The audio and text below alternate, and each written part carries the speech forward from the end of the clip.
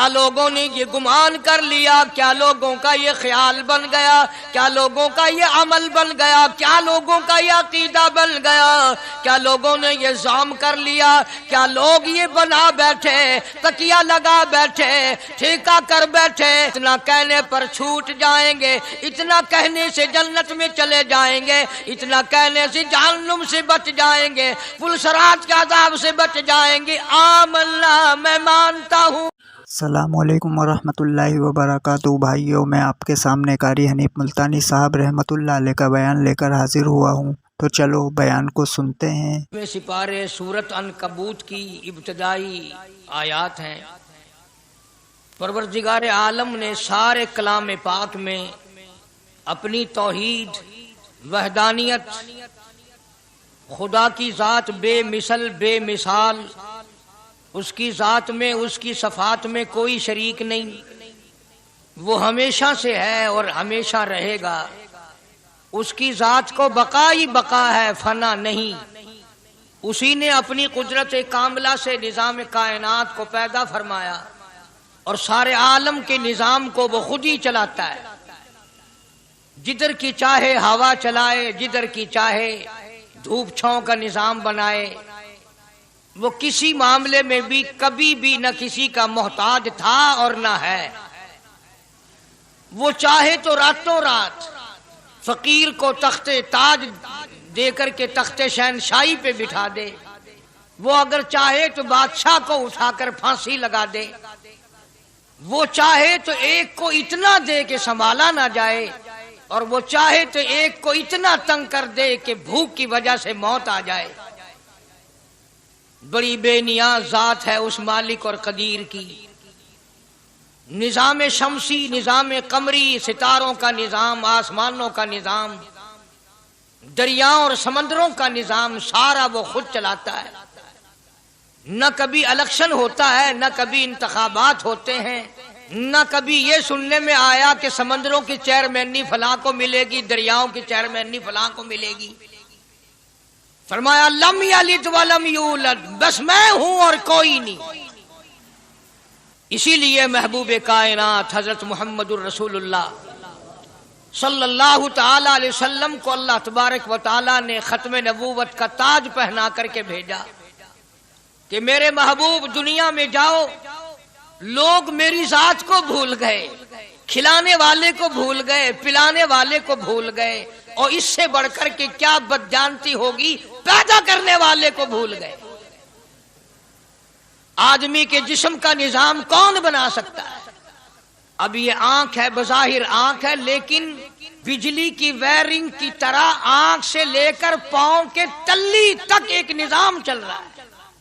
کان کا نظام ہے، ناک کا نظام ہے، ہاتھ کا نظام ہے، پیر کا نظام ہے، دل اور دماغ کا نظام ہے۔ یہ ساری کی ساری چیزیں وہ نہیں بنا سکتا تو اور کون بنانے والا ہے؟ اسی لیے فرمایا کالی کملی والے دنیا میں جاؤ، میرا نام بلند کرو، میری توحید کا جھنڈا بلند کرو، لوگوں کو بتاؤ کہ خالق کو نہ بھولو، مالک کو نہ بھولو، پروردگار کو نہ بھولو، اس رب کو نہ بھولو جس نے یہ سارا جہان بنایا۔ چنانچہ محبوب کائنات حضرت محمد کریم صلی اللہ علیہ وسلم نے جب یہ اعلان فرمایا کہ لوگوں اس کے سوا کوئی نہیں، پھر مکہ بدلا، برادری بدلی، قوم بدلی، اپنے بدلے، غیر بدلے، سب دشمن ہو گئے۔ ایک میری بات سمجھ لیں، آج جس طرح کا کلمہ آج ہم پڑھتے ہیں، اگر یہی کلمہ پڑھنا ہوتا تو ابو جہل کافر نہ مرتا، عتبہ کافر نہ مرتا، شیبہ کافر نہ مرتا، ولید ابن مغیرہ کافر نہ مرتا، امیہ ابن خلف کافر نہ مرتا، کہ لا الہ الا اللہ محمد الرسول اللہ بھی پڑھتے رہتے اور بتوں کی پوجا بھی کرتے رہتے، ان کو حاجت روا بھی مانتے رہتے، زنا بھی کرتے رہتے، شراب بھی پیتے رہتے، سب کچھ کرتے، کلمہ پڑھتے رہتے۔ ان کو صرف یہ بات سمجھ نہ آئی، بلکہ ان کی سمجھ یہ تھی کہ جس نے لا الہ الا اللہ منہ سے کہہ لیا، اس کو پھر ساری زندگی کا نظام اللہ کے حکموں کے تابع بنانا پڑے گا۔ جس نے لا الہ الا اللہ پڑھا، پھر وہ اپنی مرضی سے کھا نہیں سکتا، جو چاہے کھائے، اس کو اختیار نہیں۔ جس نے یہ اقرار کر لیا کہ اللہ کے سوا کوئی معبود نہیں، وہ میرا رب ہے، وہ میرا پروردگار ہے، اب اس کو اختیار نہیں کہ وہ جو چاہے کھائے، بکری کھائے گا، گائے کا گوشت کھائے گا، بھینس کا گوشت کھائے گا، مرغی کا کھائے گا، کتا نہیں کھائے گا، سور نہیں کھائے گا، اسے خود اختیار نہیں ہے، جو چاہے کھائے۔ اسی طرح جس نے کلمہ پڑھا وہ پینے میں خود مختار نہیں کہ جو چاہے پیے، پانی پیے گا، سوڈا پیے گا، لسی پیے گا، شربت پیے گا، چائے پیے گا، شراب نہیں پیے گا، پیشاب نہیں پیے گا، حرام نہیں پیے گا، اختیار ختم۔ جب کھانے میں ہم مختار نہیں، اپنا اختیار نہیں رکھتے، پینے میں ہمیں اپنا اختیار نہیں، پہننے میں ہمیں اپنا اختیار نہیں، چلنے پھرنے میں ہمیں اپنا اختیار نہیں، اللہ کے حکموں کی تابع داری کرنی پڑے گی۔ آج یہی بات قرآن کریم نے تمہارے سامنے رکھی ہے۔ اور بھولے ہوئے مسلمانوں، خدا کا ہم پر کتنا بڑا کرم ہے کہ سفید داڑھی ہو جاتی ہے، قبر کے قریب ہو جاتے ہیں، اللہ پاک بار بار قرآن پھر سامنے لاتا ہے، اور مان جا، اب بھی مان جا، اب بھی مان جا۔ فرمایا الف لام میم احسب الناس، کیا لوگوں نے یہ گمان کر لیا، کیا لوگوں کا یہ خیال بن گیا، کیا لوگوں کا یہ عمل بن گیا، کیا لوگوں کا یہ عقیدہ بن گیا، کیا لوگوں نے یہ ظام کر لیا، کیا لوگ یہ بنا بیٹھے، تکیہ لگا بیٹھے، ٹھیکہ کر بیٹھے، احسب الناس، کیا لوگوں نے یہ گمان کر لیا، کیا ان یترکوا ان یقولوا آمنا، اتنا کہنے پر چھوٹ جائیں گے، اتنا کہنے سے جنت میں چلے جائیں گے، اتنا کہنے سے جہنم سے بچ جائیں گے، پلسرات کے عذاب سے بچ جائیں گے، آمنا میں مانتا ہوں۔ صرف اتنا کہنے پر چھوٹ نہیں، قرآن کا مقصد یہ ہے ان یترکوا ان یقولوا آمنا، صرف اور صرف اتنا کہنے پر چھوٹ نہیں ہو جائے گی کہ صاحب میں نے قرآن مان لیا، میں نے خدا مان لیا، میں نے مصطفیٰ کریم صلی اللہ علیہ وسلم کو مان لیا، میں نے خدائی نظام کو مان لیا، اور مان تو لیا، اس پہ عمل تو کر۔ فرمایا وَهُمْ لَا يُفْتَنُونَ، اللہ فرماتے ہیں میں آزما کر دیکھوں گا۔ اگر ماسٹر کو امتحان لینے کا اختیار ہے کہ بچہ فیل ہے یا پاس، ڈاکٹروں کو امتحان لینے کا اختیار ہے، پروفیسروں کو امتحان لینے کا اختیار ہے، تو فرمایا وَلَقَدْ فَتَنَّ الَّذِينَ مِن قَبْلِهِمْ فَلَيَعْلَمَنَّ اللَّهُ الَّذِينَ صَدَقُوا وَلَيَعْلَمَنَّ الْكَاذِبِينَ۔ میں خدا بھی امتحان لوں گا، میں بھی آزماؤں گا، میں بھی جانچ کروں گا، میں بھی پڑتال کروں گا۔ آمنا کون سا زبان سے کہتا ہے، کون سا دل سے کہتا ہے آمنا میں نے مان لیا، کس کی زبان کی نوک پہ کلمہ رکھا ہوا ہے اور کس کے خون کے قطرے قطرے میں بس گیا۔ میں یہ آزما کر دیکھوں گا، میں یہ پتہ کروں گا کہ آمنا کہنے والے لوگوں کا حال کیا ہے۔ کہیں ایسا تو نہیں کہ ادھر کلمہ بھی چل رہا ہے، ادھر قبروں کو بھی چاٹا جا رہا ہے، ادھر کلمہ بھی چل رہا ہے، ادھر قبر پرستی بھی ہو رہی ہے، بت پرستی بھی ہو رہی ہے۔ ارے ہندو اگر بت کی پوجا کرے تو کافر ہے، اور مسلمان 100 قبروں کی مٹی چاٹے اب بھی مسلمان ہے۔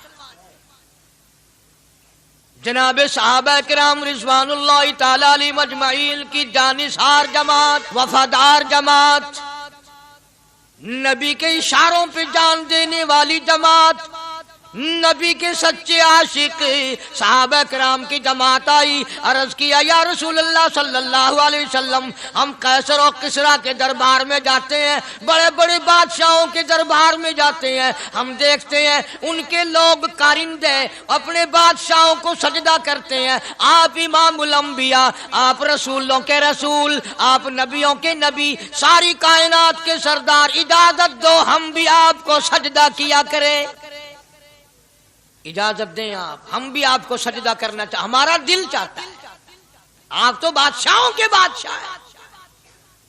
فرمایا لعن اللہ الیہود والنصارى. اندازہ لگاؤ سوال کیا کیا تھا اور اللہ کے پاک پیغمبر صلی اللہ علیہ وسلم نے جواب کیا دیا ہے. یہی فرما دیتے کہ نہیں بھائی، بلکہ مثال دی پچھلی، لعن اللہ الیہود والنصارى. اللہ تعالیٰ نے لعنتی بنا دیا یہود و نصارہ کو. کیوں؟ اتخذوا قبور انبیائہم مساجدا، انہوں نے اپنے نبیوں کی قبروں کو سجدہ گاہ بنایا، اس لیے ملعون بن گئے، لعنتی بن گئے کہ انبیاء علیہ الصلوۃ والسلام کی قبروں کو سجدے شروع کر دیے. چلو یہاں پہ بات ختم ہو جانی چاہیے تھی. اتخذوا قبور انبیائہم مساجدا.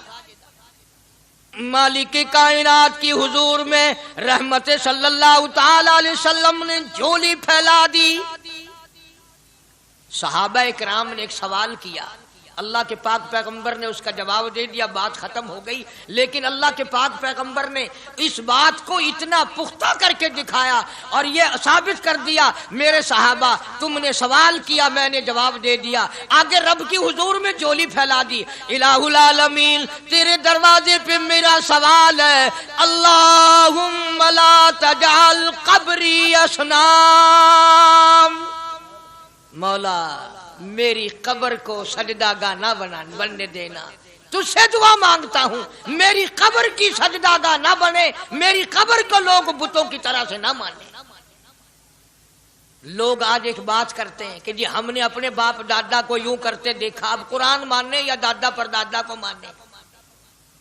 محبوب کائنات حضرت محمد کریم صلی اللہ تعالی علیہ وسلم نے جب قوم کے سامنے اللہ کا قرآن رکھا، یہی جواب انہوں نے دیا، وَإِذَا قِيلَ لَهُمْ تَعَالَوْا إِلَى مَا أَنزَلَ اللَّهُ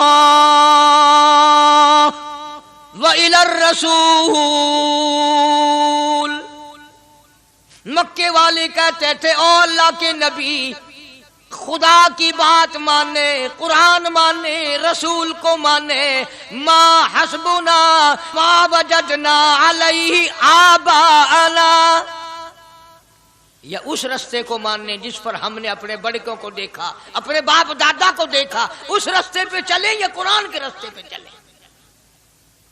ظاہر بات ہے ساری برادریاں غلط، ساری رسومات غلط، ساری لغویات غلط، ساری خرافات غلط، سارا جہان کوڑا، کالی کملی والا سچا، سارا جہان جھوٹا، خدا کا قرآن سچا، خدا کی ذات سچی، خدا کا فرمان سچا. پتہ نہیں کتنے لوگ رسمیں بنا بنا کر کر کے تباہ ہو کر دنیا سے رخصت ہو گئے. میں یہ کہتا ہوں بچہ پیدا ہوا، اللہ پاک نے کسی کو اولاد دی، بڑی نعمت ہے. اب بیٹا باپ کا ہے یا ماں کا ہے؟ سنو میری بات، اس ماں اور باپ کو نام رکھنے کا اختیار تو ہے، لیکن ایسے نام رکھنے کی اجازت نہیں جو مسلمانوں کے خلاف ہوں. تم تو اپنے بچوں کا نام رکھنے کے بارے میں بھی اختیار نہیں رکھتے، حالانکہ اولاد تمہاری ہے. تم اپنے بچوں کی پرورش کے بارے میں بھی خود مختار نہیں. اللہ کے پاک پیغمبر صلی اللہ علیہ وسلم نے حکم دیا، جب بچہ پیدا ہو سجے کان میں اذان کہو اور کھبے کان میں تکبیر کہو. یہ ثابت کر دو اذان تیری ہو گئی، تکبیر تیری ہو گئی، اب تیری زندگی 50 برس کی ہو، 100 سال کی ہو، بس اتنا وقفہ رہ گیا کہ تکبیر ہو چکی اور اللہ اکبر نیت بندنے کی دیر ہے. ظاہر بات ہے لوگ آج کل لکھے پڑے اعتراض کرتے ہیں کہ ہماری سمجھ میں بات نہیں آتی، دین نہیں سمجھ میں آتا، قرآن سمجھ میں نہیں آتا. اب بتاؤ یہ بچے کے کان میں جو 3 دن کا بچہ ہے اس کے کان میں جو اذان آ رہی ہے اس کا کوئی بظاہر فائدہ ہے؟ جب 80 برس کا بوڑھا اذان سن کر مسجد میں نہیں آتا تو یہ بچہ بیچارہ اذان سن کے کیا کرے گا؟ جب لوگ اذان سن کر کنجری کا گانا بند نہیں کرتے، اذان سن کر بدماش اور بدکار عورتوں کے گانے اور فوش بند نہیں کرتے، دکان نہیں چھوڑتے، گھر سے اٹھ کر اللہ کے دربار میں بلائے ہوئے نہیں آتے، تو اب بتاؤ اس بچے کے کان میں اذان دینے کا کیا فائدہ؟ ظاہر ہے کہ یہ بات کہنی پڑے گی کہ حکم ہے محمد عربی صلی اللہ علیہ وسلم کا. اسے پورا کرنا پڑے گا، بظاہر فائدہ نظر آئے یا نہ آئے۔ ہم ظاہری فائدے کے پابند نہیں، ظاہری فائدوں کے مفاد کے ہم پابندی نہیں۔ اس لیے میں نے عرض کیا کہ ہم لوگ کسی بارے میں بھی اختیار نہیں رکھتے، سارا دن پانی پیو روٹی کھاؤ، لیکن جب روزہ رکھ لو گے تو اب روٹی کھانے گناہ، پانی پینا گناہ۔ یہی بات میں ثابت کرنا چاہتا ہوں کہ ہم لوگ اختیار میں نہیں ہیں، آزاد نہیں ہے جتنا ہم نے اپنے آپ کو آزاد سمجھا ہوا ہے۔ اس لیے اللہ پاک جل شانہ فرماتے ہیں تبارک الذی بیدہ الملک، ساری برکتیں اسی کے ہاتھ میں ہیں جس کا ملک میں راج ہے، وَهُوَ عَلَىٰ كُلِّ شَيْءٍ قدیر۔ ہر چیز پہ اسی کا قبضہ، اسی کی قدرت، اسی کی حکمت، اسی کا علم، اسی کی بے نیازی چلے گی، کسی کی بات نہیں چل سکتی۔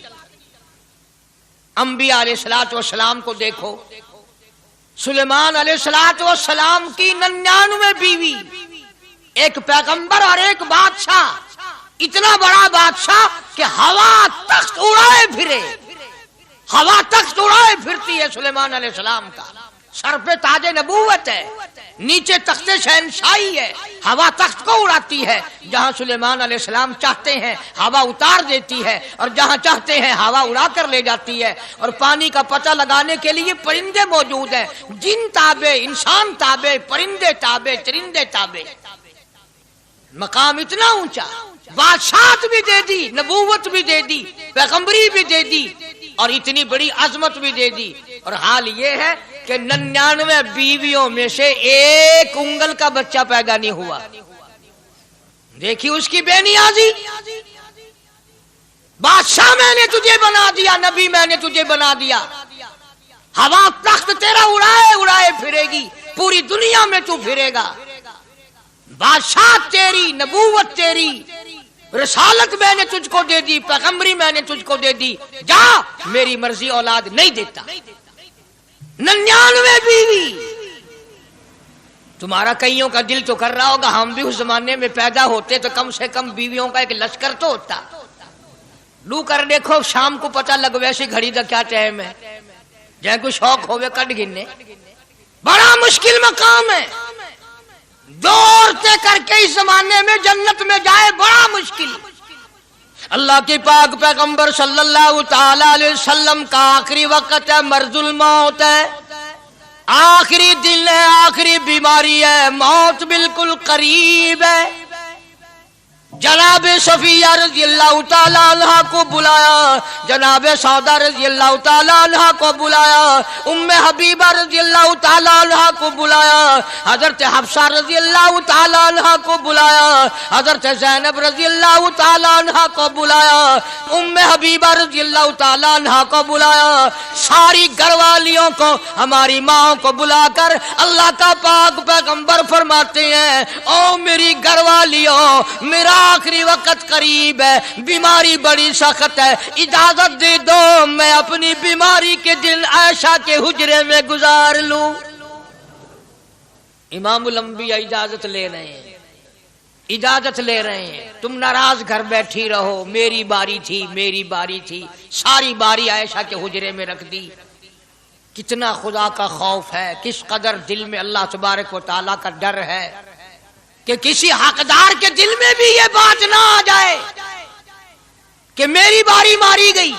امام الانبیاء محبوب کبریا حضرت محمد مصطفیٰ صلی اللہ تعالی علیہ وسلم نے اجازت لے لی، ساری ہماری ماؤں نے اجازت دے دی، بیماری کے دن ہے، پریشانی کے دن ہے، جہاں آپ کو سہولت ہو ہم بالکل رضامندی سے اجازت دیتے ہیں۔ حجرہ عائشہ میں قیام فرما لیا، نبی نے خدا کا خوف دکھایا، نبی نے خدا کا ڈر دکھایا، نبی نے اپنے دل میں ڈر فرمایا اللہ پاک کو کچھ اور منظور ہے، کالی کملی والے، یہ جو حجرہ عائشہ ہے، یہ جو حجرہ عائشہ ہے جس بستر میں تیری ساتھ عائشہ ہوتی ہے، مجھے اس حجرے سے اتنا پیار ہے، اتنا پیار ہے، اس کے مقابلے کی میرے پاس جنت بھی موجود نہیں۔ اس حجرے میں قیام فرماؤ، یہی حجرہ سب کچھ بنے گا، سب کچھ یہیں سے ہوگا۔ جناب مدنی کریم صلی اللہ تعالی علیہ وسلم نے بالکل آخری وقت، بالکل آخری لمحات فرمایا میری عائشہ مسواک لے آ۔ مسواک لے آئی، فرمایا عائشہ، او میری عائشہ اس کو نرم کر دے، اس کو نرم کر دے۔ اب بتاؤ، مرد کی منشا، مرد کی غرض اگر عورت نہیں سمجھتی تو اور کون سمجھ سکتا ہے؟ کا مطلب یہ نہ تھا کہ لکڑی سے کوٹ کے لیا، کسی روڑے اینٹ سے کوٹ کے نرم کر کے لیا۔ پیغمبر کے فرمان کو عائشہ صدیقہ نے سمجھا، اپنے منہ مبارک میں مسواک کو چبا دیا، اور پھر یہ نہیں فرمایا کہ عائشہ اسے دھو کے لا، سمجھو یہ نہیں فرمایا اسے دھو کے لا، بلکہ وہی لعاب جو حضرت عائشہ کے منہ کا لگا ہوا تھا، پیغمبر خدا صلی اللہ علیہ وسلم نے اپنے منہ مبارک میں وہی مسواک فرمائی، اور اس کے بعد کلی نہیں فرمائی۔ یہ ثابت کر دیا لوگوں، عائشہ مجھے اتنی پیاری ہے، اتنی پیاری ہے، اتنی پیاری ہے کہ میں آخری وقت میں اس کے منہ کا لعاب اپنے منہ میں لے کے جا رہا ہوں۔ تمام چیزیں اللہ پاک خود کرا رہا ہے۔ اور ایک اور بات سمجھو، تمہاری بھی تمنا ہے، میری بھی تمنا ہے، ہر مسلمان کی تمنا ہے، اللہ کرے آخری وقت اچھی جگہ آئے۔ سب کی تمنا ہے سجدے میں موت آئے۔ جو ان آدمی مسجد میں کبھی داخل نہیں ہوتا، آرزو اس کی بھی ہے کہ سجدے میں موت آئے، پاویں ساری عمر سجدہ نہ کرے۔ جو آدمی ساری زندگی خدا کے قرآن کو ہاتھ نہیں لگاتا، قرآن کو آنکھ سے دیکھتا نہیں، تمنا اس کی بھی ہے کہ میری موت قرآن پڑھتے ہوئے کی آئے۔ سب کی تمنا ہے کہ میری اچھی جگہ موت آئے، کعبۃ اللہ میں موت آئے، مدینہ پاک میں موت آئے، مسجد میں موت آئے، وضو کر کے موت آئے، اللہ کے حضور میں سجدہ ریز ہوں جب موت آئے۔ تم یہ تمنا کر سکتے ہو، تمہاری یہ حسرت ہو سکتی ہے، امام الانبیاء کی کوئی تمنا نہیں۔ کالی کملی والے کی بھی تو تمنا ہوگی، یا اللہ سب سے اچھی جگہ میری موت آئے۔ اللہ تبارک و تعالی جل شانہ نے یہ ثابت کر دیا، میرے محبوب تیرے لیے حجرہ عائشہ سے اچھی جگہ آسمانوں پہ بھی نہیں، جنت میں نہیں۔ یہ جو عائشہ کا حجرہ ہے، جہاں جبریل کے سلام آتے ہیں، جہاں خدا کا قرآن نازل ہوتا ہے، اس سے اچھا کوئی ٹھکانہ نہیں۔ اور ایک اور بات سمجھو، آج کل بھی تجربہ کر لیں، باپ سے دھی کو بڑا پیار ہوتا ہے، اور باپ کو بھی اپنی بیٹی سے بڑا پیار ہوتا ہے۔ یوں ہی اگر منہ بنا دے بیٹی ابا کے سامنے اور اتنا سا لفظ کہہ دے ابا، رونے کی شکل بنا کر، خدا گواہ باپ کا کلیجہ پھٹ جاتا ہے۔ کیا ہوا بیٹی، دیے کیے؟ وہ چپ کر ویندی، 10 مینو ہویا کیے؟ چین نہیں آتا جب تک دھی سے پوچھ نہ لے۔ آخری وقت ہے پیغمبر خدا صلی اللہ علیہ وسلم کا، اور حضرت فاطمہ الزہرا رضی اللہ تعالیٰ عنہ اور عائشہ صدیقہ رضی اللہ تعالیٰ عنہ دونوں موجود ہیں۔ اور لوگوں، آج ہمیں باپ کو دنیا سے جاتا ہوا بیٹی دیکھ کر گوارا نہیں کر سکتی، تو فاطمہ الزہرا جس کا ابا کالی کملی والا ہو کیسے گوارا کرتی؟ خود حضرت علی فرماتے ہیں رضی اللہ تعالیٰ عنہ کہ پیغمبر کی وفات کے بعد 6 مہینے فاطمہ الزہرا زندہ رہی، کسی نے ہنستی ہوئی نہیں دیکھی۔ خود حضرت علی گواہ ہے، فرماتے ہیں 6 مہینے میں کبھی پیٹ بھر کے نہیں کھایا، ہر وقت رویا کرتی تھی۔ کبھی کہتی تھی او لوگو، تم نے کن ہاتھوں سے میرے ابا کی قبر پہ مٹی ڈالی؟ تم نے کن ہاتھوں سے شہنشاہ کائنات صلی اللہ تعالی علیہ وسلم کو قبر مبارک میں رکھ دیا؟ ثابت میں یہ کرنا چاہتا ہوں کہ میرا یہ عقیدہ ہے کہ جناب عائشہ صدیقہ رضی اللہ تعالی عنہا کی گود میں حضور کی وفات ہوئی، آپ کی وفات شریف حضرت عائشہ صدیقہ کی گود میں ہوئی، تو خداوند کریم نے جس نے ساری کائنات کا آپ کو سردار بنایا، رحمت للعالمین بنایا، ساقی کوثر بنایا، شافی محشر بنایا، تمام مسلمانوں کا پوری کائنات کے لیے رحمت بنا کر کے بھیجا، اللہ پاک نے سب سے اچھی جگہ حضرت عائشہ صدیقہ کی گود پسند آ گئی۔ اس لیے محمد عربی صلی اللہ تعالی علیہ وسلم نے ساری زندگی لا الہ الا اللہ محمد الرسول اللہ لوگوں تک پہنچانے کے لیے مار کھائی۔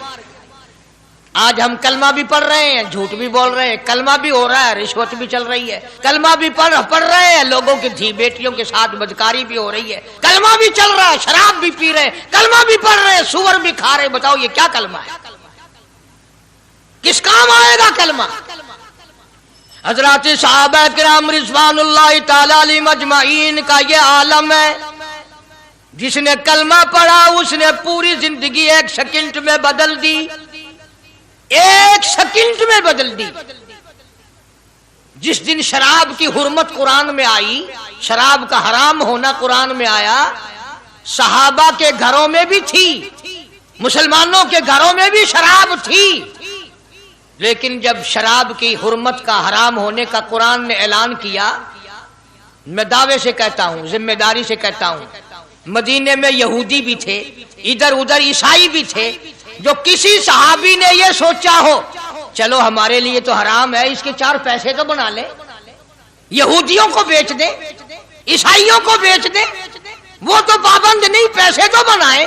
بلکہ علماء نے لکھا ہے کہ مدینے کی گلیوں میں شراب کا دریا بہہ پڑا، مٹکے توڑ دیے، سرائیاں توڑ دی، بوتلیں مار مار کے دیواروں میں توڑ دی، قرآن آیا، اس کے بعد آخری دم تک کسی صحابی نے پینا تو کیا اس برتن کو بھی ہاتھ نہیں لگایا جس میں شراب تھی۔ آج ہم تو اپنے لیے مسئلہ نکال لیتے ہیں۔ اب یہ جتنے غریب لوگ ہیں فیم کھاتے رہتے ہیں، چرس پیتے رہتے ہیں، ہریون کھاتے رہتے ہیں، اور اپنے آپ کو ہر وقت کہتے ہیں میں غریب ہاں، کہاں میرا حساب، کہاں میرا عذاب، کہیں میری جنت، کہاں میرا دوزخ وجنا۔ اچھا تیری خدائی بھئی ہے؟ تمام کے تمام یہ عیب غریبوں نے پکڑ لیے۔ اس لیے اللہ پاک جل شانہ نے اعلان کر دیا، فرمایا احسب الناس، کیا لوگوں کا یہ گمان ہے، ان یترکوا، چھوڑ دوں گا میں، ان یقولوا آمنا، صرف آمنا کہنے پر چھوڑ دیے جائیں گے، وہم لا یفتنون، میں آزما کر دیکھوں گا کہ لا الہ الا اللہ محمد الرسول اللہ کے مطابق زندگی ہے کہ نہیں، میرے محبوب کے صورت کے مطابق صورت بنی کہ نہیں، لباس بنا کہ نہیں، کھانا پینا میرے محبوب کی اطاعت کرتے ہوئے غلامی میں کرتا ہے یا خود مختار ہو کر کے کرتا ہے۔ اب ایک سانس میں پانی پی لینا یہ عیسائیوں کی عادت ہے۔ آقا مدنی محمد عربی صلی اللہ علیہ وسلم نے فرمایا 3 سانس لے کر کے پیو۔ اب پیٹ بھی بھر گیا، پانی بھی پیٹ میں چلا گیا، اور کالی کملی والے کی غلامی بھی ہو گئی۔ فرمایا بسم اللہ کر کے پیو، دوسری غلامی ہو گئی، سجے ہاتھ سے پیو، تیسری غلامی ہو گئی، کھانا کھاؤ بسم اللہ پڑھ کے شروع کرو۔ کئی آدمی اگر ایک برتن میں کھائیں تو اپنے آگے سے کھاؤ، یہ نہیں کہ آلو پرلی طرف دھکیلتے جاؤ، بوٹیاں بوٹے اٹھا کے کھاتے جاؤ۔ تمام چیزیں بتائی ہیں محبوب کائنات صلی اللہ علیہ وسلم نے۔ فرمایا کھانے سے پہلے ہاتھ دھو لو، گیلے گیلے ہاتھوں سے، سننے سننے ہاتھوں سے کھانا کھاؤ، برکت ہوگی۔ یہ تو ہے نبی کی سنت۔ اور یہ بھی فرمایا، حضرت عائشہ رضی اللہ تعالیٰ عنہ فرماتی ہیں، سبحان اللہ، ہماری ماں نے ہمیں کیا کیا بتایا کہ اگر کئی آدمیوں کا کھانا گھر سے جاتا، جب برتن واپس آتے، حضرت عائشہ فرماتی ہے رضی اللہ تعالیٰ عنہ کہ برتنوں کو دیکھ کر میں سمجھ جاتی تھی کہ محبوب کائنات صلی اللہ علیہ وسلم نے اس پیالے میں کھانا کھایا۔ کسی نے پوچھا حضرت عائشہ سے کیسے پتا چل جاتا تھا آپ کو؟ فرماتی ہیں وہ اتنا صاف کیا برتن ہوتا تھا، وہ اتنا چاٹ لیا ہوتا تھا کہ اس کے دھونے کی ضرورت نہیں رہتی تھی۔ اب نبی کی سنت ہے برتن کو صاف کرنا، چاٹنا، اور انگریز کی سنت ہے کہ بوٹیاں ساری کھا جاؤ، آلو کا ایک نکرا چھوڑ دو۔ انگریز کی کی سنت پہ آج مسلمان عمل کرتا ہے، کافر بے ایمان کی بات اپنائی، کالی کملی والے کی سنت کو ٹھکرایا، کھانا کتنا ضائع۔ اب یہ شادیاں ہیں، اگر کوئی فقیر مانگنے آ جائے، چل چل ابھی تو برات بھی نہیں آئی پہلے مانگنے آ گیا، کوئی بھیک مانگنے آ گئی، ون ون جب نکاح تھیا نہیں، جن نے اجن کھادا نہیں، تو پہلے بوکر گندی کھڑی ہے۔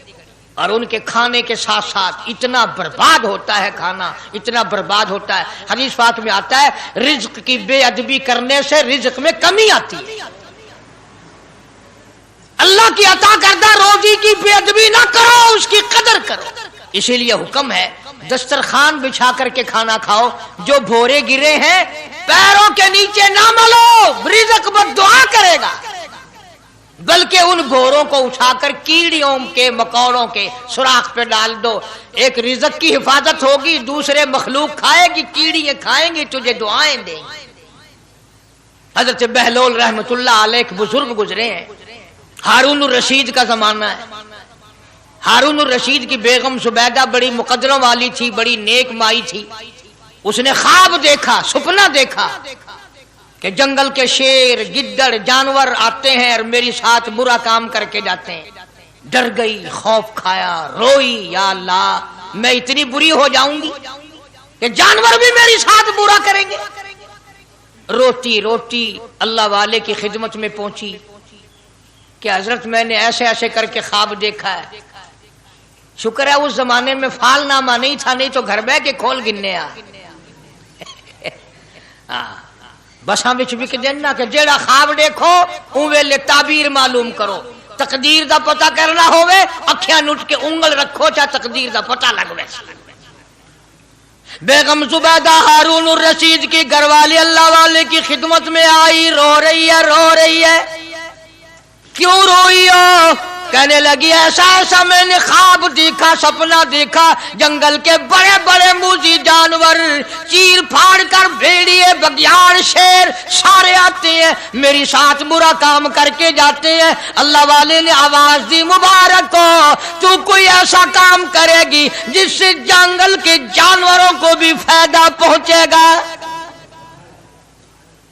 چنانچہ بیگم زبیدہ نے نہر زبیدہ بنائی، مکے میں، مدینے میں، عرفات میں، مینا میں، مزدلفہ میں، سب جگہ نہر زبیدہ پھیلی، کروڑوں انسانوں نے پانی پیا، پرندوں نے، چرندوں نے، درندوں نے پانی پیا۔ تو بیگم زبیدہ ہارون الرشید کی گھر والی حضرت بہلول کے پاس چلی گئی، دریا کے کنارے بیٹھا تھا اللہ والا۔ دیکھو لوگ ہمیں کہتے ہیں کہ یہ ولیوں کو نہیں مانتے، وہ بدبختوں ولیوں کو تو مانتے ہیں، ٹھگوں کو نہیں مانتے، ڈاکوؤں کو نہیں مانتے۔ کون کہتا ولیوں کو نہیں مانتے؟ ہم اس کو نہیں مانتے، نہ داڑھی نہ مونچھ، صفا بالکل گونگلو بنا ہوا جڑا ہوئے نا، نہ نیتی نہ قضا کیتی، سانو اے پیروارا نہیں کھاندا۔ جو نماز نہ پڑھے، جس کی شکل محمد کریم صلی اللہ علیہ وسلم جیسی نہیں، جس کی شکل صدیق سے نہ ملے، جس کی شکل علی مرتضیٰ سے نہ ملے، جس کی شکل حسین سے نہ ملے، جس کی شکل سید عبد القادر جیلانی سے ملے، وہ چمچیر تھی سکتا ہے، پیر نہیں تھی سکتا، وہ چمچیر ہے۔ زبیدہ گئی، بہلول سے پوچھا کیا کر رہے ہو؟ انہوں نے کہا جنت بیچ رہا ہوں، بہشت بیچ رہا ہوں۔ انہوں نے کہا کتنے کی؟ کہ 500۔ زبیدہ نے 500 دے دیے، بہلول نے لیے اور دریا میں پھینک دیے۔ زبیدہ کہنے لگی ہائے ہائے ہائے ہائے۔ انہوں نے کہا کیوں؟ پیسے دریا میں پھینک دیے، نہ تیرے کام آئے نہ میرے نہ کسی کے کام آئے۔ اس نے کہا وپار کی بات ہے، کاروبار ہے، میرا مال ہے تیرا تو نہیں، جنت تیری ہو گئی، وڈی میری ہو گئی، میری وردی۔ احترام تھا، لوگ بکواس نہیں کیا کرتے تھے اس زمانے میں۔ آج کل تو اولاد ماں باپ سے حیا نہیں کرتی، عورت خامن سے حیا نہیں کرتی، شاگرد استاد کا حیا نہیں کرتا، مرید اپنے پیر کا حیا نہیں کرتا۔ چلی گئی، جا کے سو گئی، خواب میں دیکھا کہ بہت اعلیٰ درجے کا گلشن ہے، باغیچہ ہے، شاندار محل ہے۔ پوچھا یہ کیا چیز ہے؟ جواب ملا یہ تیری خریدی ہوئی جنت ہے۔ اگلے دن پھر پہنچی، بہلول وہیں بیٹھے ہیں، پوچھا کیا کر رہے ہو؟ کہ جنت بیچ رہا ہوں۔ کتنے کی؟ کہ 5000 کی۔ انہوں نے کہا توبہ توبہ، اتنا مہنگا ہو گیا ایک دن میں۔ انہوں نے پوچھا بہلول منڈی میں مال نہیں رہا یا خریدار زیادہ آ گئے؟ بھی مہنگا ہونے کی دو ہی صورتیں ہیں نا، یا مال مک بن جائے یا خریدار ڈھیر آ بن جائے، یا مال ختم ہو جائے یا خریدار زیادہ آ جائے۔ انہوں نے کہا بہلول بہت مہنگی ہو گئی ایک رات میں جنت۔ انہوں نے کہا زبیدہ کل میری زبان پہ یقین کر کے خریدی تھی، آج جنت دیکھ کے آئی ہے۔ کل میری زبان پہ یقین کیا تھا، آج آنکھوں سے دیکھ کر آئی ہے، آنکھوں کے دیکھنے نے مہنگا کر دیا۔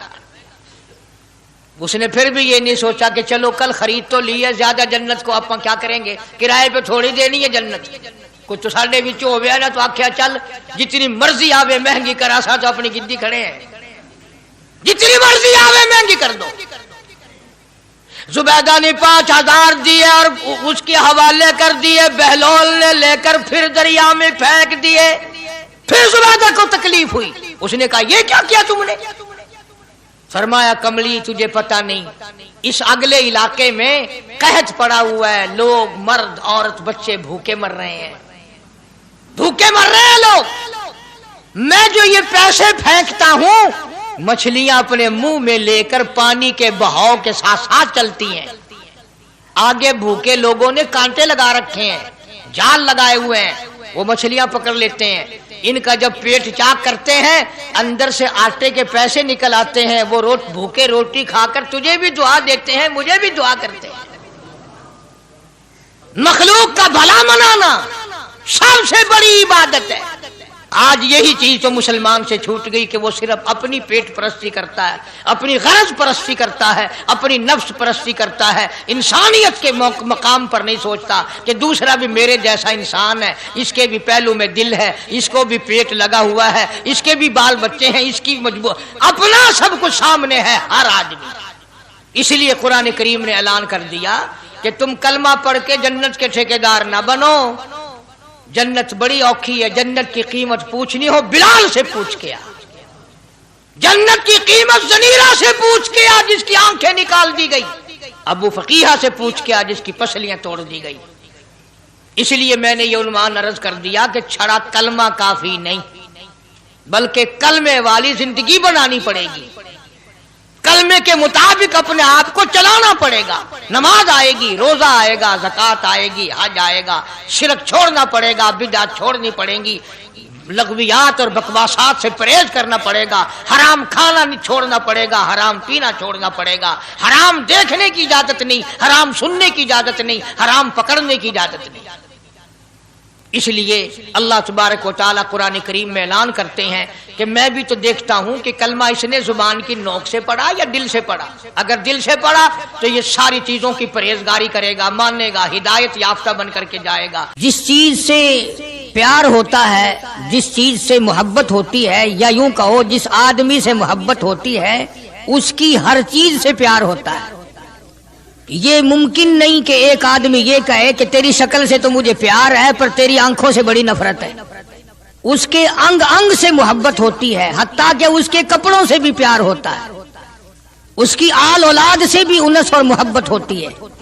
وہ کہتے ہیں نا مکاں کو ہے زینت مکیں کے قدم سے، ظرف کی قیمت جو ہے وہ مظروف کی وجہ سے بنتی ہے۔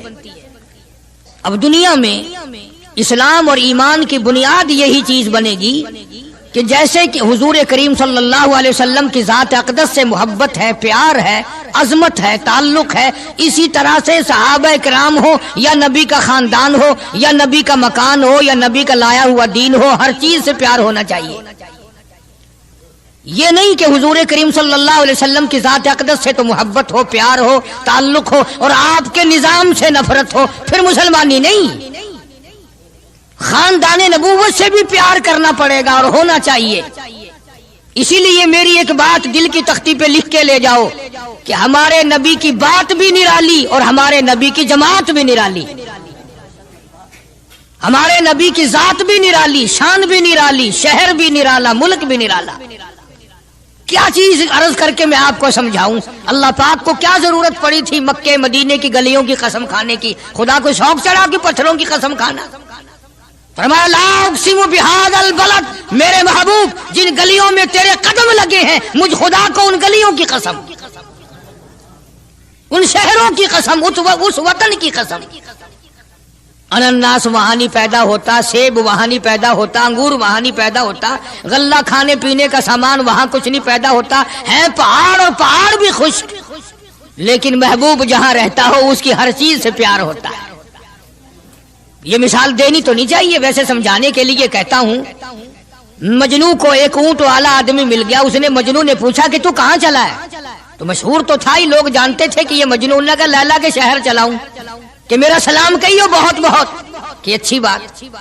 آدھا میل وہ اونٹ والا چلا، پھر دوڑ کے بھاگ کے اسے رلا، کہنے لگا میرا پیغام یاد ہے؟ کہ ہاں یاد ہے، کہ زور زور سے سلام کہنا۔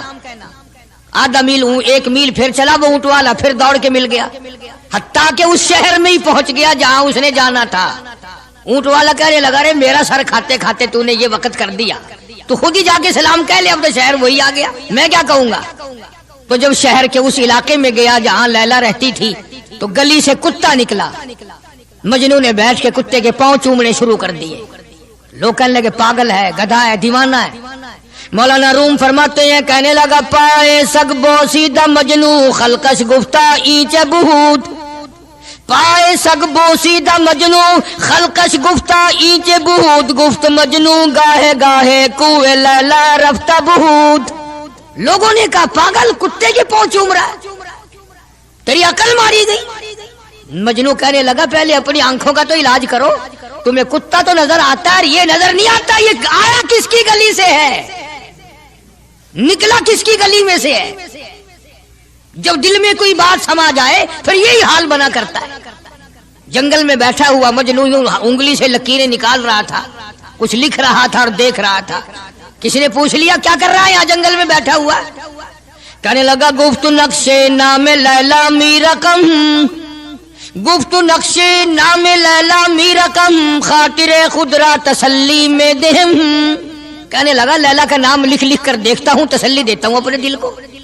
عرض کرنے کا مقصد یہ کہ جب دل میں کسی کی بات سما جائے پھر اس کی شکل سے، پھر اس کے پیر کی خاک سے، ہر چیز سے محبت ہو جاتی ہے۔ تو مسلمان جب کلمہ پڑھتا ہے لا الہ الا اللہ محمد الرسول اللہ صلی اللہ تعالی علیہ وسلم، تو اللہ پاک نے جس نبی کی محبت دلوں میں ڈالی ہے اس کی ہر چیز سے پھر پیار ہونا چاہیے۔ اب جو جماعت نبی کے ساتھ ساری زندگی رہی ہو، آخری وقت تک جس جماعت نے سرکار دو عالم صلی اللہ علیہ وسلم کا ساتھ دیا ہو، وہ جماعت کتنی ممتاز ہوگی، وہ کتنی شان والی جماعت ہوگی کہ معمولی لوگ تو نہیں ہے، اور ان کی بڑی خصوصیات ہیں۔ مثلا ایک قافلہ چل رہا ہے، اور وہ قافلہ اور وہ لشکر بھی کتنا خوش قسمت ہوگا جس میں خود محمد عربی صلی اللہ علیہ وسلم موجود ہے۔ پانی ختم ہو گیا، گرمی تھی، شدت کی بڑی تکلیف ہوئی لوگوں کو بھی جانوروں کو بھی، تو صحابہ کرام نے مشورہ کیا اور اکٹھے ہو کر کے سرکار دو عالم صلی اللہ علیہ وسلم کے دربار عالیہ میں آئے کہ جی پانی نہیں ہے، جانوروں کو بڑی تکلیف ہے اور آدمیوں کو بڑی پیاس ہے، بڑی تکلیف ہے، آپ اللہ پاک سے دعا فرمائیں۔ جناب سرکار مدینہ صلی اللہ علیہ وسلم نے دعا فرمائی۔ اب آئی میرے محبوب موسیٰ علیہ السلام نے بھی پانی مانگا تھا، میں نے ان کو پانی دیا اس طریقے سے قرآن کہتا اضرب بعصاک الحجر، لکڑی پتھر میں مارو، انہوں نے پتھر میں آسا مارا، ہم نے فانفجرت من حسنتا عشرت عینا، ہم نے 12 چشمے جاری کر دیے تھے۔ موسیٰ علیہ السلام نے لکڑی ماری۔ او میرے نبی، آج میں اگر آپ سے بھی لکڑی لگواؤں، اسی طرح سے آپ کو بھی لکڑ پتھر میں مارنی پڑے، پھر کلیم میں اور حبیب میں کیا فرق ہوگا؟ وہ کلیم اللہ ہے، آپ حبیب اللہ ہیں، آپ کو لکڑی مارنے کی ضرورت نہیں۔ یہ پیاری پیاری انگلیاں جو یتیم کے سر پہ پھرتی ہیں، یہ پیاری پیاری انگلیاں جو ہر صحابی کے ساتھ مسافہ ہونے میں ملتی ہیں، غریبوں کے لیے دعا کے لیے اٹھتی ہیں، میرے محبوب صلی اللہ علیہ وسلم یہی پیاری پیاری انگلیاں ایک پانی کے برتن میں آپ رکھ دیں، مجھے اپنی کبریائی کی قسم سارے قافلے کو ان انگلیوں سے نکلا ہوا پانی پلا دوں گا۔ چنانچہ آپ صلی اللہ علیہ وسلم نے ایک برتن میں انگلیاں رکھ دی، سارے جانوروں نے پانی پی لیا، سارے صحابہ کرام نے پانی پی لیا۔ اب میں نے عرض کر دیا ایک واقعہ اور آپ نے سن لیا، لیکن تہ کو آپ نہیں پہنچے۔ اصل تو میں بھی نہیں پہنچ سکتا، میرا ادراک اتنا کہاں کہ پیغمبر کی باتوں کو میں 100% سمجھ سکوں. نہیں سمجھے؟ ارے پانی اور چیز ہے. دنیا سوڈے پیتی ہے، شربت پیتی ہے، جوس پیتے ہیں، طرح طرح کی چائے پیتے ہیں، دودھ پیتے ہیں، طرح طرح کے ملکوں کا پانی پیتے ہیں، سب جگہ ہر چیز پی ہوگی، ہزاروں مشروبات پیے ہوں گے، ہزاروں شربت پیے ہوں گے، ہزاروں قسم کے سکیش پیے ہوں گے، پر خدا کی قسم ابو بکر اور بلال اس جماعت کے جوان ہیں جنہوں نے حضور کی انگلیوں سے نکلا ہوا پانی پیا. یہ سعادت ہر ایک کو کیسے مل سکتی ہے؟ انہی لوگوں کو اللہ تبارک و تعالیٰ نے یہ مقام بخشا تھا کہ خداوند عالم نے ان کو اتنی بڑی عظمت عطا فرمائی. اور میں تو یہ کہا کرتا ہوں کہ صحابہ کرام کی نمازوں کو بھی ایک طرف رکھو، روزوں کو بھی ایک طرف رکھو، جہاد کو ایک طرف رکھو، ان کی فاقہ اور ان کا پیاسا مرنا اللہ کے راہ میں، ان ساری چیزوں کو ایک طرف رکھو. یہ بات ان کی کوئی کمی ہے کہ آنکھ بلال کی ہو اور امام الانبیاء کا چہرہ انور ہو؟ ہم تو ان لوگوں میں سے ہیں. ہمارے یہاں دارالعلوم دیوبند میں خزانے میں ایک چیز محفوظ ہے 150 سال سے، 150-200 سال سے ایک چیز موجود ہے. سال بھر میں کبھی خاص موقع پر اس کا دیدار کرایا جاتا ہے، زیارت کرائی جاتی ہے. یہ میں صفائی نہیں دے رہا، کئی لوگ کہتے ہوں گے جی دیوبندیوں کی صفائی دیتا ہے، بلکہ میں اپنا عقیدہ اور اپنے بزرگوں کا پروگرام بتاتا ہوں کہ ایسے تھے لوگ. دارالعلوم دیوبند کے خزانے میں ایک رومال ہے. وہ رومال وہ ہے جس رومال میں تقریباً 200 برس محمد عربی صلی اللہ علیہ وسلم کا استعمال کردہ پہنا ہوا جبہ مبارک لپٹا رہا. یعنی یہ رومال حضور صلی اللہ علیہ وسلم کا استعمال کردہ نہیں، آپ ان کے ہاتھ نے، آپ کے چہرے انور نے یا آپ کے بدن مبارک کے کسی حصے نے اس رومال کو استعمال نہیں کیا، اور نہ کوئی غلط بیانی ہوئی، بلکہ یہ ثابت ہے کہ اس رومال میں حضور صلی اللہ علیہ وسلم کا جبہ مبارک جو تھا وہ 200 برس تک لپٹا رہا.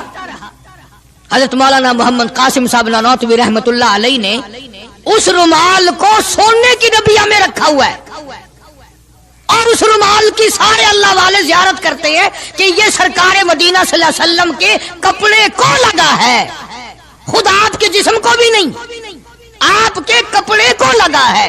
جو لوگ حضور کے کپڑے کو لگے ہوئے کپڑے کی بھی عزت کرتے ہو، ان کے اندر حضور کی محبت کتنی ہوگی؟ وہ سونے کی ڈبیا میں موجود ہے، اور کبھی کبھی اس کا خاص موقع پر اہتمام کے ساتھ اس کی زیارت کرائی جاتی ہے. نام پتہ بتانے کی مجھے اجازت نہیں ہے. یہاں پاکستان میں ایک جگہ ہے، وہاں پر حضور کریم صلی اللہ علیہ وسلم کی ریش مبارک، آپ کی داڑھی مبارک کا ایک بال سونے کی ڈبیا کے اندر اور ڈبیا اور پھر اس میں بڑا کچھ عطر وغیرہ اس میں وہ سنبھال کے رکھا ہوا ہے، اور ایک بال مبارک میں سے 2-3 شاخیں اور نکلی ہوئی ہیں. میں یہ عرض کر رہا تھا کہ جو لوگ آپ کے نالین مبارک کی بھی عزت کرتے ہوں، ان کے خود اپنے دلوں میں کتنی محبت اور عظمت ہوگی. حدیث پاک کی ایک کتاب ہے جامع ترمذی، عربی مدارس میں پڑھائی جاتی ہے. اس کتاب میں سرکار مدینہ صلی اللہ علیہ وسلم کا حلیہ نقشہ موجود ہے. تمہارے دل میں تو کبھی یہ محبت بھی نہ اٹھی کہ کم سے کم ہم کبھی کتابوں میں حالات میں سنے تو صحیح آپ کی شکل مبارک کس طرح کی تھی، رنگ مبارک کیسا تھا، انگلیاں مبارک کیسی تھی، چہرہ انور کیسا تھا؟ کتابوں میں سب کچھ موجود ہے. تم عادی بن گئے دوڑے سننے کے، غلط باتیں سننے کے، اصل بات رہی گئی. تو میں بتانا یہ چاہتا ہوں کہ جامع ترمذی کتاب جو ہے حدیث پاک کی، اس میں آپ صلی اللہ علیہ وسلم کی چپل مبارک کا نقشہ ہے، آپ کی نالین مبارک کا نقشہ ہے، یعنی سرکار دو عالم صلی اللہ علیہ وسلم کی جوتی مبارک کا نقشہ ہے. اب وہ ہے اس زمانے کی بالکل سادہ چپل ہے، پہاڑی قسم کی. تو میرے بزرگوں کا اور میرے اکابر کا، علماء دیوبند کا یہ عقیدہ ہے کہ اگر کوئی آنکھوں سے وہ نقشہ دیکھ لے، توجہ کرنا، اور دل میں یہ خیال لائے ہیں یہ بھی کوئی جتی ہے، باٹا والے اتنی اچھی بناتے ہیں، سروس والوں کی اتنی چپلیں اچھی ہیں، فلانے ملک کی اتنی اچھی ہیں، امریکہ میں یوں بنتی ہیں، ہمارے یہاں کمپنیاں یوں بناتی ہے، یہ تو کوئی خاص چپل نہیں. ہمارے بزرگوں نے لکھا ہے جس کے دل میں اتنی سی بات آئی ایمان چلا گیا. ایمان نہیں رہے گا، اس لیے کہ اس ذات کی نالین مبارک کی عزت بھی فرض ہے۔ آئی بات سمجھ میں؟ یعنی کس قدر عظمت ہے، کس قدر محبت ہے اور کس قدر تعلق ہے محمد عربی صلی اللہ علیہ وسلم کی ذات سے ان لوگوں کو۔ مولانا رشید احمد صاحب گنگوہی رحمت اللہ علیہ رمضان المبارک میں مدینے پاک سے مرید کھجوریں لا کے دے دیتے تو آپ مریدین کو کھجوریں تقسیم فرماتے اور فرماتے گٹھلیاں مجھے واپس کر دو، کھجوریں کھا کر گٹھلیاں واپس دے دو۔ حضرت کیا کرتے؟ ان گٹھلیوں کو اکٹھا کر کے ہاون دستے میں کوٹ کر صفوف بنا کر رکھ لیتے اور رمضان شریف میں جس پانی سے روزہ افطار کرتے وہ گٹھلیوں والا صفوف اس میں ملا کر پیتے کہ یہ میرے آقا کے شہر کی گٹھلیاں ہیں۔ کتنی بڑی عزت ہے۔ اس زمانے میں بجلیاں نہیں ہوتی تھی، چراغ جلتے تھے حضور کریم صلی اللہ علیہ وسلم کے گنبد خضرا پہ، جہاں ہر وقت اللہ کی رحمتیں برستی ہیں۔ اللہ ہر ایک کو زیارت نصیب فرمائے۔ 24 گھنٹے فرشتے سلام پڑھ رہے ہیں، صلات پڑھ رہے ہیں، درود پاک پڑھ رہے ہیں، چاروں طرف سے رحمت ہی رحمت برس رہی ہے۔ تو زیتون تیل جلتا تھا، کسی مرید نے حضرت کو لا کے وہ چراغ کا بچا ہوا تیل، ایک تو زیتون ویسے بکبکا ہوتا ہے، زیتون کا تیل کوئی ذائقے دار نہیں ہوتا، ویسے ہی بکبکا، اور پھر اس چراغ کا بچا ہوا جو جل چکا ہو اور بھی زیادہ بدبودار ہو جاتا ہے۔ لیکن مولانا رشید احمد گنگوہی رحمت اللہ علیہ کو جب کسی نے لا کے دیا تو حضرت نے وہ بچا ہوا چراغ کا تیل کھڑے ہو کے پیا۔ تو کسی نے پوچھا حضرت یہ کیوں؟ فرمایا تجھے کیا معلوم ہے یہ اس چراغ کا بچا ہوا تیل ہے جو کالی کملی والے صلی اللہ علیہ وسلم کے روضہ اقدس پہ جل رہا تھا۔ مولانا محمد قاسم صاحب نانوتوی رحمت اللہ علیہ کو کسی نے مدینے پاک سے رومال لا کے دیا، آپ اس کو چومنے لگے، آنکھوں سے لگانے لگے۔ تو کسی نے کہا حضرت کیا چوم رہے ہو؟ یہ تو اٹلی کا بنا ہوا رومال ہے، مدینے میں رومال تھوڑے ہی بنتے ہیں، یہ تو اٹلی کا فلاں ملک کا بنا ہوا، جرمن کا بنا ہوا رومال ہے، آپ چوم رہے ہیں اس کو؟ یہ مدینے میں تھوڑی فیکٹری کو رومالوں کی کارخانہ ہے۔ فرمایا نہیں ٹھیک ہے مجھے بھی پتا ہے بنایا جرمن والوں نے ہے، بنا اٹلی میں ہے، لیکن یہ بات تو دیکھ میں تو اس لیے چوم رہا ہوں کہ مدینے کی ہوا اس کو لگی ہے، مدینہ منورہ کی اس کو ہوا لگ گئی ہے، اس لیے میں محبت میں چوم رہا ہوں۔ عرض کرنے کا مقصد یہ کہ ان لوگوں کے دلوں میں پیار ہوتا ہے تو پیار کے اظہار کے طریقے ہوتے ہیں، محبت کبھی نہیں چھپی رہا کرتی۔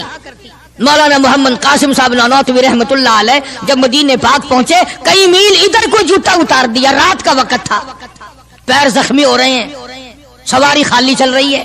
کسی نے عرض کیا حضرت سواری پہ سوار ہو جاؤ، پاؤں زخمی ہو رہے ہیں۔ فرمایا مدینہ میرے آقا کا شہر ہے، سواری پہ چڑھ کر داخل ہوتے ہوئے مدینے پاک میں شرم آتی ہے، مدینے جیسے شہر میں سواری پہ چڑھ کر داخل ہوں۔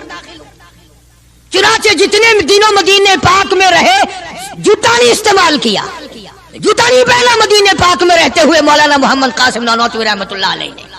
تو شاگردوں نے پوچھا حضرت پتھریلا علاقہ ہے، ٹھوکریں لگتی ہیں، آپ ایسا نہ کریں۔ فرمایا بھائی ڈر لگتا ہے کہیں میرا جوتے والا پیر اس جگہ پر نہ پڑ جائے جہاں میرے آقا حضرت محمد الرسول اللہ صلی اللہ تعالی علیہ وسلم کے قدم مبارک لگا۔ اتنی عظمت، اتنا پیار، اتنا ادب۔ امام مالک رحمت اللہ علیہ نے ساری عمر مدینے پاک میں گزاری، لیکن میں ذمہ داری سے کہتا ہوں 3 میل کے اندر اندر امام مالک نے کبھی پیشاب پخانہ نہیں کیا، مدینے شہر میں امام مالک نے کبھی پیشاب پخانہ نہیں کیا۔ فرماتے تھے میرے آقا کا شہر ہے مجھے شرم آتی ہے، اس کا نام عظمت ہے، اس کا نام محبت ہے۔ 2 غزلیں گا لینا یا 2-4 شعر پڑھ لینا اور نہ نماز پڑھنا، نہ روزے رکھنا، نہ قرآن کی تلاوت کرنا، نہ درود شریف کا ورد کرنا اور نہ صحابہ کرام کا ذکر خیر کرنا، یہ محبت کا معیار تمہیں بتایا کس نے ہے؟ تمہیں شکلوں سے پتہ نہیں چلتا کہ یہ حضور کریم صلی اللہ علیہ وسلم کا محبت کرنے والا یا نہیں کرنے والا؟ کیسے محبت کا معیار اپنا سکتے ہیں وہ لوگ، چرس پینے والے، فیم کھانے والے، بھنگ پینے والے، کتوں سے ہر وقت کھیلنے والے، وہ کبھی آقا دو عالم صلی اللہ علیہ وسلم کے خادم ہو ہی نہیں سکتے۔ مولانا محمد قاسم صاحب نانوتوی رحمت اللہ علیہ صحابہ صفہ کے چبوترے تک جاتے ہیں، سلام کے لیے جاتے ہیں، لیکن صحابہ کرام صفہ رضی اللہ تعالیٰ عنہ مجمعین کے چبوترے کے قریب سے رو کر واپس آ جاتے ہیں۔ شاگردوں نے پوچھا حضرت آگے کیوں نہیں تشریف لے جاتے؟ فرمایا بھائی گھبراہٹ ہوتی ہے، شہنشاہ کا دربار ہے، شہنشاہ بادشاہ کائنات کا دربار ہے، مجھے ڈر لگتا ہے آگے جاتے ہوئے، شرم آتی ہے۔ کئی دنوں کے بعد ماجہ شریف تک گئے، جالیوں کے قریب تک گئے اور وہاں جا کر کے سلام عرض کیا تو مولانا محمد قاسم صاحب نانوتوی رحمت اللہ علیہ ہنستے ہوئے واپس تشریف لائے۔ کسی نے پوچھ لیا اللہ والے کئی دنوں سے تو دیکھا روتے ہوئے واپس آیا کرتے تھے، آج مسکراتے ہوئے آئے ہو؟ فرمایا الحمدللہ کام بن گیا، کام بن گیا۔ اس کسی نے پوچھ لیا کیا کام بن گیا؟ فرمانے لگے تمہیں کیا معلوم ہے میرے آقا کا مجھ پہ اتنا کرم تھا، میرے آقا کا مجھ پہ اتنا کرم تھا، بھر دیا میرا دامن پھیلانے سے پہلے، میرے آقا کا مجھ پہ اتنا کرم تھا، نشہ رنگ لایا پلانے سے پہلے، اور بھر دیا میرا دامن پھیلانے سے پہلے، مجھے کالی کملی والے صلی اللہ علیہ وسلم نے دودھ پلا دیا، علم حدیث پلا دیا۔ عجب انداز کے لوگ ہیں، عشق ان جیسا۔ باہر تشریف لائے، نعتیہ کلام تو دیکھو، عشق کے بغیر ایسا کون کہہ سکتا ہے؟ یوں فرماتے ہیں جیوں تو سگانے، جیوں تو سگانے حرم کے ساتھ پھروں، او میری مولا بقایا زندگی اگر میری ہے، میرا مدینے کے کتوں میں شمار کر دے، میں بڑا راضی۔ جیوں تو سگانے حرم کے ساتھ پھروں، اور مروں تو کھائے مجھ کو مدینہ کے مرغ و مار، میں مدینے میں مر جاؤں، مدینے کے پرندے مجھے کھا جائے، میں بڑا راضی۔ کیا انداز ہے ان لوگوں کا۔ اور ایک بڑے عظیم بزرگ اسی زمانے کے ہیں مولانا محمود الحسن صاحب شیخ الہند صاحب کا رحمت اللہ علیہ، بڑے بڑے عجیب لوگ تھے۔ کلام تو ان لوگوں کا حق تھا نا جو ہر وقت نبی صلی اللہ علیہ وسلم کی یاد میں مگن رہتے تھے، اسی لگن میں لگے رہتے تھے، اسی سود و گداد میں، اسی محبت میں ہر وقت رہتے تھے۔ مولانا شیخ الہند رحمت اللہ علیہ جنت کو خطاب کر کے کہتے ہیں، فرماتے ہیں او جنت میں نے مانا کہ تجھ میں حور و قصور رہتے ہیں، او جنت میں نے مانا کہ تجھ میں حور و قصور رہتے ہیں، اور یہ بھی میں نے مانا کہ ضرور رہتے ہیں۔ کیا تخیل ہے حضرت شیخ الہند رحمت اللہ علیہ کا۔ فرمایا او جنت آ میرا طواف کر کہ میرے دل میں حضور رہتے ہیں صلی اللہ علیہ وسلم۔ بڑی عجیب بات کہی۔ اور جنت تیری ساری نعمتیں، تیرے سونے کے مکانات، تیری چاندی کی اینٹیں، تیرے مشک و عنبر سے بنے ہوئے گارے کے محلات، تیری نہریں، تیری حوریں، تیرے قصور، تمام نعمتیں، آؤ ساری میرے طواف کرو، اس لیے کہ میرے دل میں کالی کملی والے بسے ہوئے صلی اللہ علیہ وسلم۔ عرض کرنے کا مقصد یہ کہ یہ لوگ تھے جو نبی کی ہر چیز سے پیار کرتے تھے، رنگ سے، روپ سے، شہر سے، حالات سے، در و دیوار سے، ساری چیزوں سے۔ اللہ جس کو نصیب کر دے یہ ہر ایک کو تھوڑا ہی ہوتا ہے۔ مولانا قاضی احسان احمد صاحب شجاع آبادی رحمت اللہ علیہ فرماتے تھے اس زمانے میں عرب میں غربت تھی، نہ سونا۔ بھائیو یہ بیان آپ کو بہت پسند آیا ہوگا، اگر پسند آیا ہو تو ہم کو لائک اور شیئر اور سبسکرائب کرنا نہ بھولیے۔ جزاک اللہ خیرن کثیرن۔